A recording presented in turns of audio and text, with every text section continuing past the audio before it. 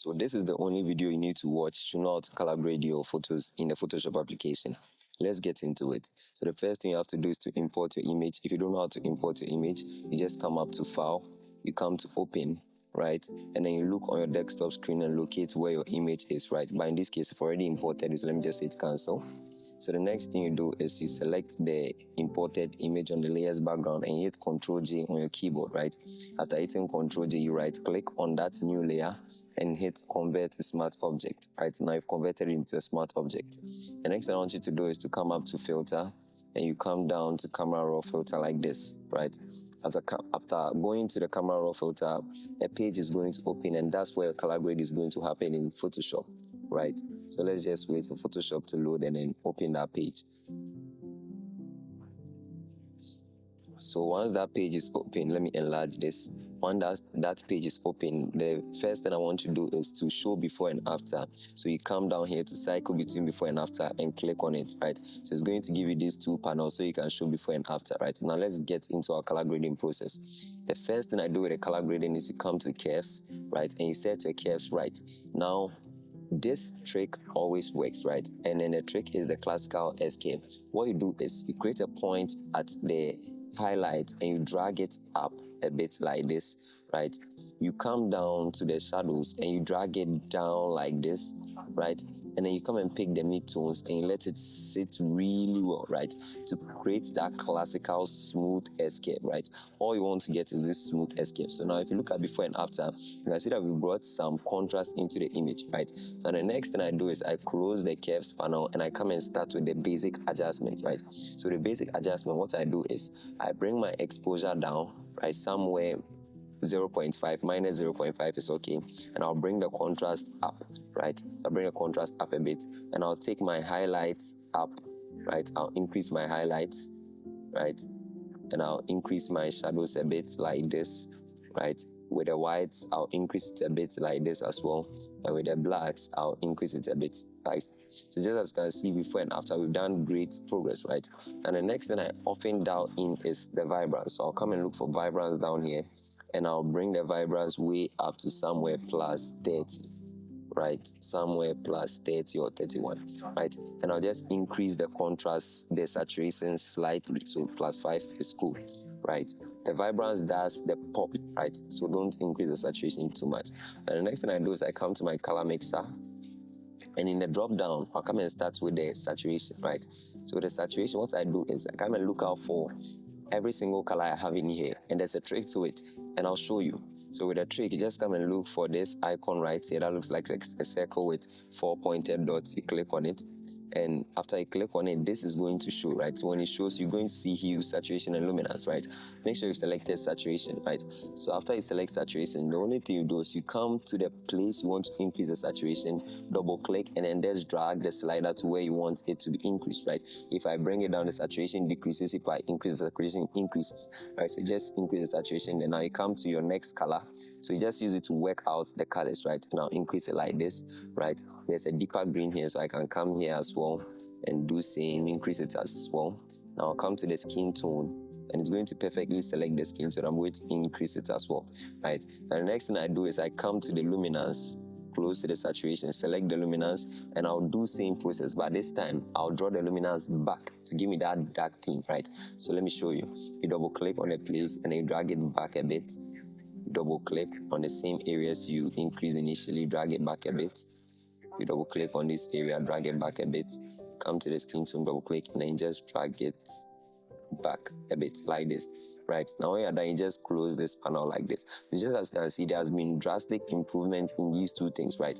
But oftentimes after doing this, there's color noise in your image. So what I do is I scroll up to detail, open the detail, and I'll come to color noise and I'll increase the color noise a bit. So I'll take the color noise to somewhere plus 10, right? And I would add plus 5 noise reduction. And in order not to lose quality, I'll increase the sharpness as well to plus 5, right? So something like this is cool. Now the other thing I do is to add a bit of vignette to my edits, right? So this is how I apply my vignette. So to apply a vignette, what I do is I come to effects, right? And then you scroll to the place where you see vignetting, right? So once you see this, what you do is you just dial this back a bit, drag it back a bit, somewhere -10, and it will give you that dark thing in the background, right? This is basically how to color grade on a normal level, right? But if you want to really enhance, you then come to what we call the max, right? So let's go there. So to go for the max, when you come to your extreme right, you're going to see the max here, right? It's this icon like this. When you click on it, a different panel would open, right? So on the panel, you're going to see subject, sky, and you're going to see background, right? So let's start with the subject first. So you select the subject and want our subject to stand out from the background. So we're going to increase a lot of things with the subject, right? So Photoshop is going to analyze and then detect who your subject is in the image you're editing. So you just wait for some time and then it will do that process for you. My channel is very close to monetization, so kindly watch this video to an end. Okay, so just as you can see, it has selected the subject perfectly for you. So it's now time to edit the subject. So what we do is we come to your exposure, and this time you bring up the exposure a bit like this, and you come to the contrast, you bring down the contrast like this.